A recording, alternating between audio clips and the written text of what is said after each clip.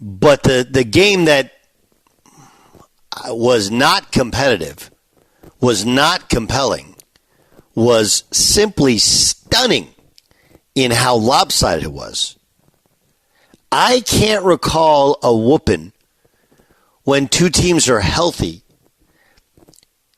and two teams coming off playoff runs like what we saw between the Giants and the Cowboys.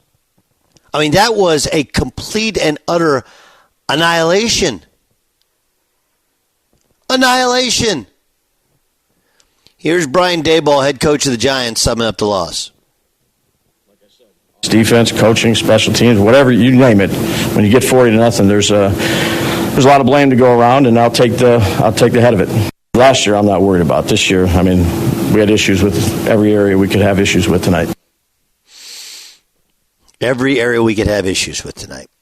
Here's Daniel Jones' quarterback, clearly frustrated. We're certainly frustrated and extremely disappointed with how we performed tonight, and I know I certainly am with myself. So a lot to work on and clean up. We're going to be critical of ourselves and look to correct it and get back on the right page. Here's Mike McCarthy, head coach of the Cowboys, who's calling plays in the offense, like what he saw. You can see the way the game started there early, after their first drive. The ball, protecting the football was going to be a big challenge tonight. And I thought Dak and the offense did a really nice job of that. No question about it. Protecting the football. The offense didn't have to do much. They were crisp. They were efficient. They showed they could run it. They could throw it. Dak had command. But the Giants' offensive line was a joke. It was so bad. And they looked completely they got depantsed. Is it depantsed or just pants? I always call it said pants, but I guess depants would actually be the correct term. Look at the final scores of yesterday's games, and I guess San Francisco and Pittsburgh was surprising. Miami, considering how they were beaten last year by the Chargers, surprising. People have been talking up Atlanta. Baltimore beating Houston, not a surprise. I think Cleveland and the Rams, those are the two most surprising wins, right? Most surprising wins. But the most thorough and complete and utter domination. And San Francisco was dominant, but San Francisco is also a team that we have great expectations of. And maybe that's the story. Maybe that's the story that we're missing, is that in this year where we walked in assuming that the AFC was so far better than the NFC, granted, it's a limited sample size, and Pittsburgh wasn't a playoff team last year, but the two teams that looked the best, it's only week one of an 18-week season, were the Niners and the Cowboys. That was big boy football played against JV football. Against JV football.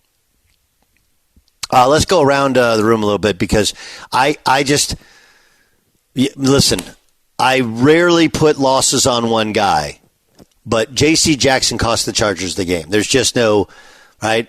Forget about the fact that he got cooked, earning the nickname Just Cooked Jackson, but the penalty at the end of the first half, which gave the Dolphins a field goal, that's 3 points. That would have been the difference. Plus, he had an interception in the second half, and he ran it out to the 6-yard line, which ended up giving the Dolphins back incredible field position. That's on J.C. Jackson.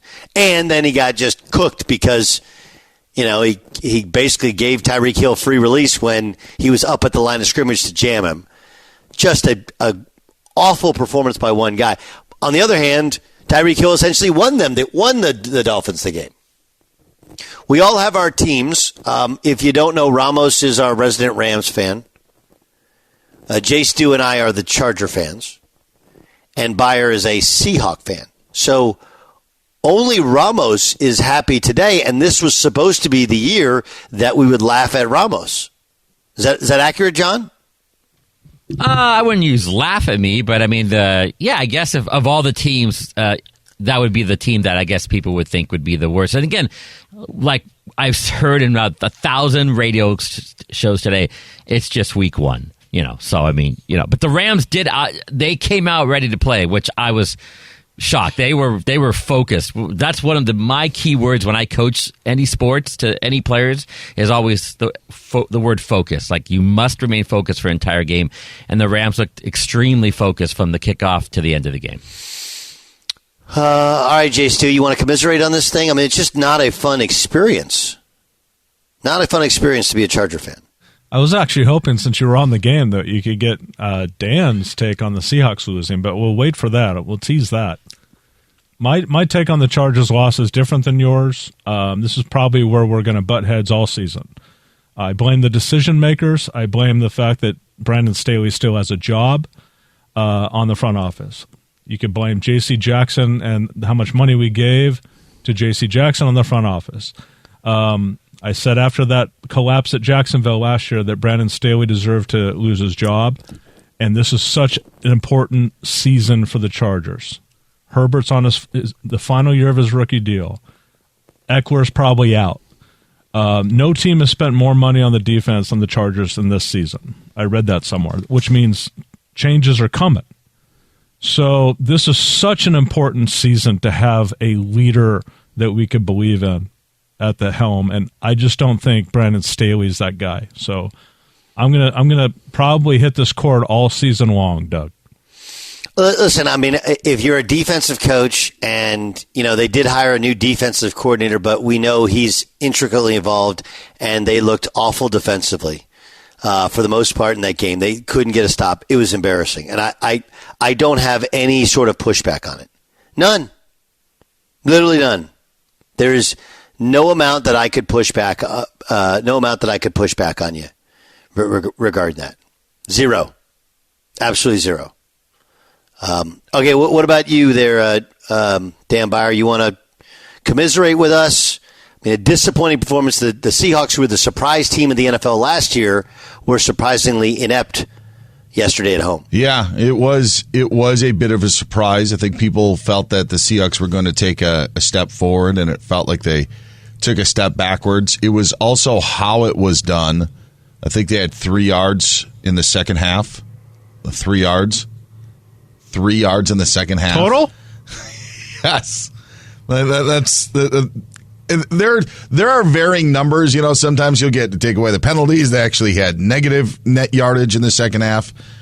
It was awful. But then you look at what the Rams were able to do, and the Rams and Seahawks have always had this unique relationship where really, if you look over the past decade, even when Jeff Fisher was there, the Rams would not only play the Seahawks tough, but sometimes they had their number.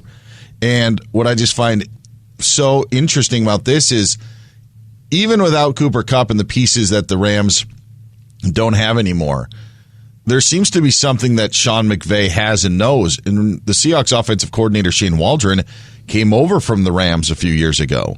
And to be able to, it just feels like McVay knows more, that they know more on how to stop Seattle for whatever reason.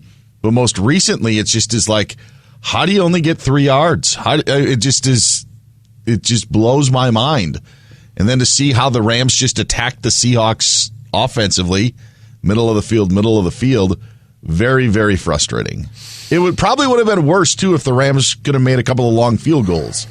So the score was indicative of the game that played out. I still can't recall a whooping like that in a game like that. Like, we've had games that were lopsided in the NFL, but usually not first week of the season with two teams coming out the playoffs and no one's missing. Right? No one's missing. It just feels so weird to have the Giants get so badly beaten, doesn't it? I think the 49ers domination was more telling. Like the Giants, you guys talked about being ready to play. The Giants didn't look like they were ready to play. Miscues, turnovers, they just seemed like an absolute mess. The Steelers, I think, were just manhandled. And that's like the crazy thing about it. And to John's point about it's only week one, and I know like what he's saying with that, there is the question of like, all right, can you keep this up over 18 weeks? Because it is such a long season. But my goodness, if the 49ers come out like that, against that team, there are going to be some bumps in the road. But I don't even know what their dip could be because they just completely dominated what we thought was also going to be a physical Steelers team and a new offense with Kenny Pickett, and it was just no contest. No contest at all. No contest. Now, it should be pointed out that the Niners' entire offseason was we would have gone to the Super Bowl if we had a quarterback. And the Niners, I've said this before, and I think, like with fantasy football, obviously you have to do skill position players on offense, and then, so I would go, if you go through the Niners, I mean, Trent Williams, I don't know where he ranks in terms of the absolute top of the craft because of his age, but he's in the discussion of one of the top 5 left tackles in the game, right? You go through Christian McCaffrey's arguably the best running back in football. Deebo Samuel, Brandon Ayuk. Deebo Samuel as a hybrid player is as good as anybody. If Ayuk's their number 2 wide receiver, that's as good a number 2 wide receivers you're going to find in the league. Kittle he's not the best pass catcher and he's not the best blocker, but he's probably the best combo of the two of the pass catchers, right? Of the pass catching tight ends. Like Kelsey doesn't block anybody. Kittle can block. Maybe he's not Kelsey as receiver. And then on defense, Bosa, Fred Warner, and others, like they're just stacked. But the point would probably be, and I don't know if you guys think I'm wrong. If you watch that game, Kenny Pickett looked overwhelmed. And Najee Harris, I don't know if that dog does not feel like it'll hunt. So I would agree I thought Pittsburgh was going to win that game at home. Everybody talked about Pittsburgh. Man, they fixed the offensive line and they got manhandled.